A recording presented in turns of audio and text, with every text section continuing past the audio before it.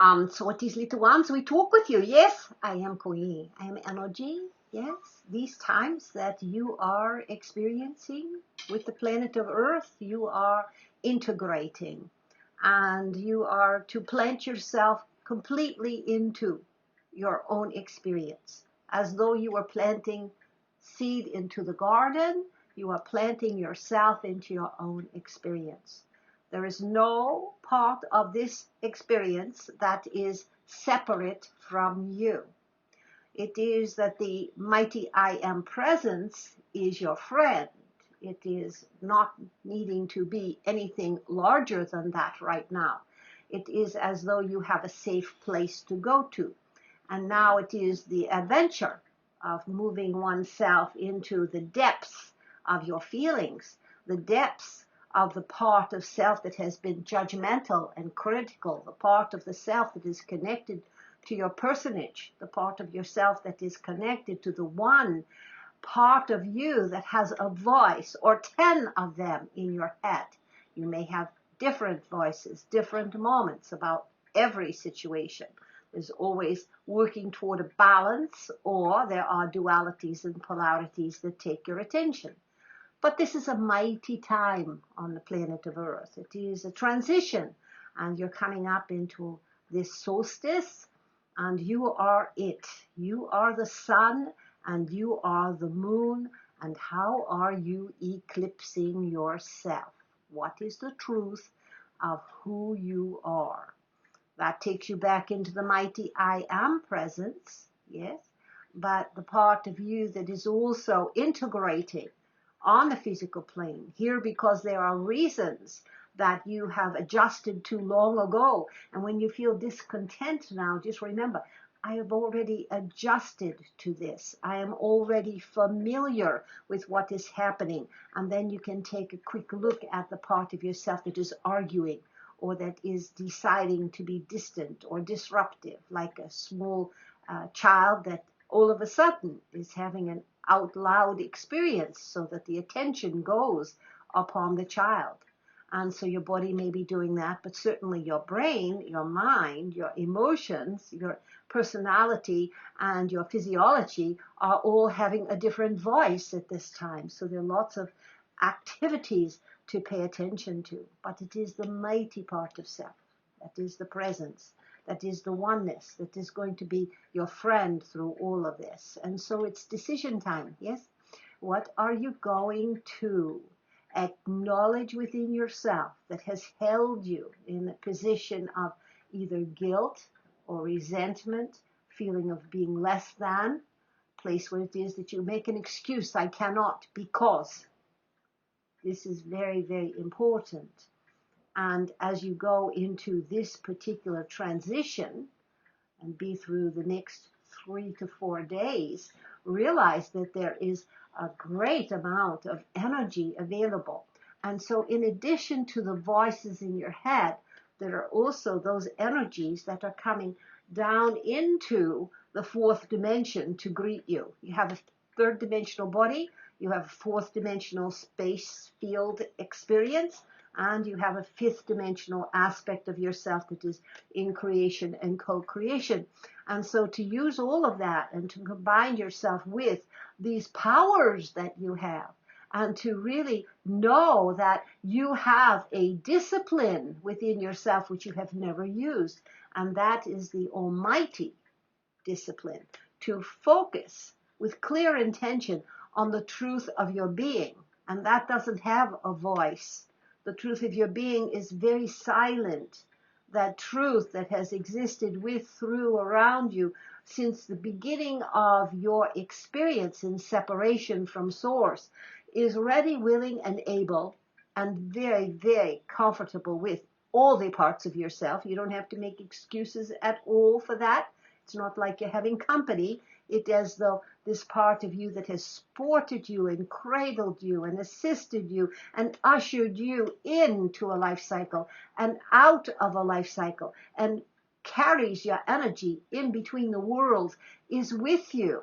And it is a mighty presence that is connected through unseen pathways, but certainly felt now when one's heart chords, when one's expression of emotion, one's longing, one's ability to sense almost tactily what love is, what is that reaching for, what is that longing for connection, what is that connecting that each person does when they have a sense of not only their divine birthright, but the sense of the completely part of the self that is part of the yogic part of one's awareness, yes, which means that you are one with the divine, and that aspect of yourself that is able to cruise in and out of experiences as big as what you'd call life and as big as what you'd call death, and it makes no difference. It's like the sky has no difference within it once the clouds have passed by or the storm has been. Sky doesn't care. Sky is still where it was when it started, and it's just hanging out, just there. And so this presence that is you, your truth of you, is available at all times, and you're going to need it. You are going to need it. The aspects of being incarnate this time are going to test every bit of your body, heart, mind, soul, and the connection that you make and the ability that you have to anchor yourself within your heart. No matter what the experience, everything goes better with a heart. Yes, with that heart experience. And so as you move into this particular timing that has its own electromagnetic influences and has its own way in which is a yanking and a pulling, and you've heard about the retrograde of all the planets at this point in time, and that has to do with a pulling, a yanking, a stretching, and expanding, ways in which there are possibilities, right? So reverse and retrograde doesn't mean bad, it just means opposite direction. It means, all right, I can go in this opposite direction for a while and I can observe it, but don't get caught in it. Don't get caught in those limitations or those places in your personality where you have to deal with things as though you are just a person, that you are not divine, that you don't have the abilities of the incredibleness of the Christed self. That's not even true. So you always have those abilities. It is always present with you. But it takes that desire, that focus, that want to bring the attention to the absolute or the space or the expansiveness of yourself, which means continually letting go of details. That's the best way we can say it. Listen now from your own head. Feel your own crown and your own skull. Feel this energy. Notice your ears. Notice your forehead. Notice your eyes. Notice your scalp. Notice the aspects of yourself, because this energy is going to increase. All right, we can intensify it for you while you are here, so that you can feel it. And so you may pick up on colors. You may pick up on feelings in the physicality. You may sense something that you can't put words to. And these are things to acknowledge as your experience, because these acknowledgments will assist in increasing the energies that are here to not only assist you, but to help you to absolve yourself of all the negativity you have created over eons.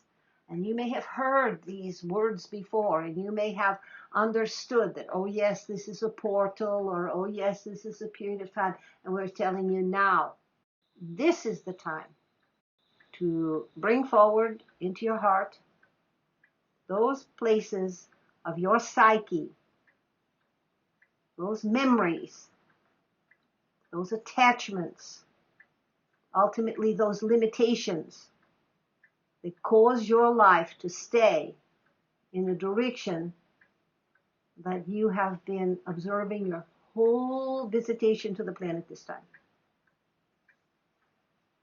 And now is the time where you can offer this up, and the ability of you combining being grounded on the planet of Earth, establishing that fire within yourself and the desire to transmute what you have brought with you so that you can say to yourself, I am, and stop there. There won't be any pulling in a way in which you can say to yourself, but or and. I am. There is so much energy available. It will be hard for you to assess it, but it's not hard for you to access it. Trust that your heart is the one instrument that God can use to create a complete transformation in your life. Permission slip. Permission to allow that to happen. And as you tiptoe into that area, you may notice what it is that you're not so sure about. May not be able to identify. Nevertheless, when one goes to the truth of themselves and they feel in their heart and their throat, tip your head slightly forward and sense your energies as dipping into what is around your body and around the heart chakra. Because all of this is information, and it is your own Akashic record information.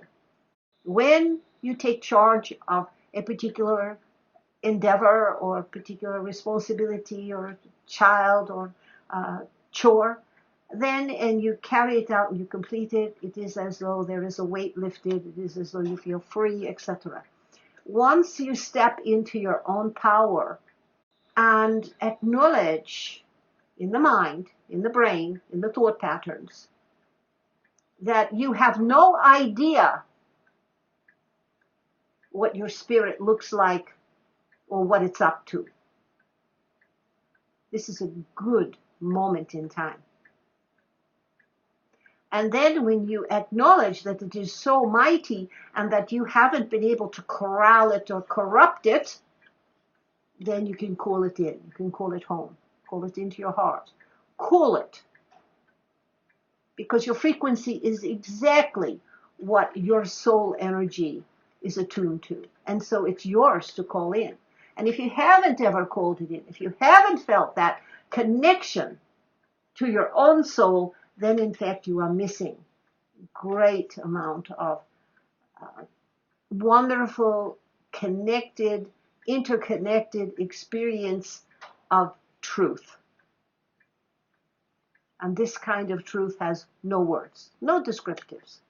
And so the periods of time that one acknowledge, you can do some wonderful little thing that you've been waiting to do for a really long time, whether it's a garden or a special present or a special anything that feels to you special, like I'm going to do this with loving care, not slap it together and then increasingly pay less and less attention to it. It's as though you're creating ceremoniously a tribute in the physical world to the divine aspect of yourself, and your spirit in itself will come into the experience because there's nothing holding it back. It is you creating space for your spirit.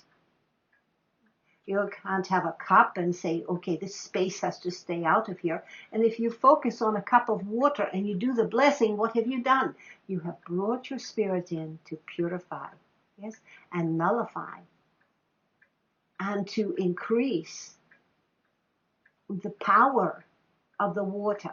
So if you can do that with water, imagine if you call back home your spirit that is jumping around and going every which way on the planet and in the media and in the business and in the family and in all the different things that you focus on. If you call it all back and you say, all right, we're going to sit here, we're going to have a moment together, like a child that has been waiting for their parents, or their big sister or big brother to just pay attention to them. Do it. Do it. And be inclusive of the part of yourself that wants to help you run away, wants to travel with your thoughts, wants to deter you from having this moment in time with your spirit. Include it. Say, come on in. Come on in. It's like you open the door and say, all right, I'm having this moment here, but you come in too, and you're invited too, and you'll understand how big your spirit and your energy field can get, how much you can include. There are no separate thoughts. They're all one in the universe. So when you meditate or when you're having this particular experience we're describing, it's as though you're there and you're collecting in one space or focusing in one space, but there will be little threads and there will be little thoughts that will pull and move energy away from your focal point. You notice you're being pulled in a direction, can be up, down, right, left, in, out, wherever it goes, and invite it in. Invite it in and say, all right. And it's like holding a child on your lap and saying, all right, go to, it's okay, we'll just be here a moment. And then you see that there's another child at the door. And that child wants to come in.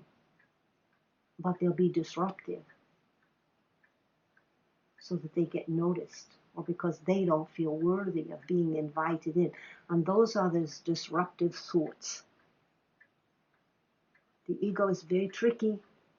You're noticing that all persons in the world have those trickster parts of themselves. They're tricking themselves and lying to themselves a lot of the time. They're not just being funny, but they're really denying that aspect of themselves that is obnoxious on one level, yes, but that is a distraction, that is pulling away from the center, pulling away from the yoga, pulling away from the divinity, pulling away from the central aspect of what life is all about. You must take on this job for yourself and practice calling your spirit home. Why do people die? You probably guessed what we're telling you right here. When one spirit is so diversified and so many negative thought patterns and accessing of validation through the ego that this is wrong and that's wrong and this is going bad and that's not going to feel good and this might happen and all the rest of it, it disturbs the fabric of the being, and it creates a sense of uneasiness and certainly harmony within the physicality is disturbed. So therefore, as you step into this time, it is that time to make a commitment to yourself. But it's not a personal self. It is the one that can hold it all as though your hands are open and wide, but they're as big as the universe. And you can have a focus of love, yes? And you can allow whatever else is going on and invite it in and love it as well. This is probably conjuring up some pretty interesting images for each one, because each one has a different focus that gets them to the oneness that comes into the mighty, almighty self, the I am presence. And then each one has distractions and the places in their life where they have been called up and been made to feel by the outer world that they are incorrect, wrong, guilty, dirty. Understanding that this part of oneself must be included in order for you to be whole. And just because the disruption has happened previous to this very second isn't a reason for you to reject any part of yourself or any part of your world or any part of this universe. The ante gets bigger. If in fact you do reject any part of yourself, any part of your creation, you are adding to your own demise. The steadying up of your image of yourself is a first chakra endeavor. First chakra. everyone thinks, oh, I want to be in my heart, and I want to be in my crown, and I'm, off into the violet flame, and I'm doing all these things. And we say, no, first chakra, self-image. Who are you in connection to the divinity of the planet of Earth? You have to start there. It's good to talk to you, and we will talk some more. Let's move into a place of self-awareness, dedicating in silence your attention to the truth of your being.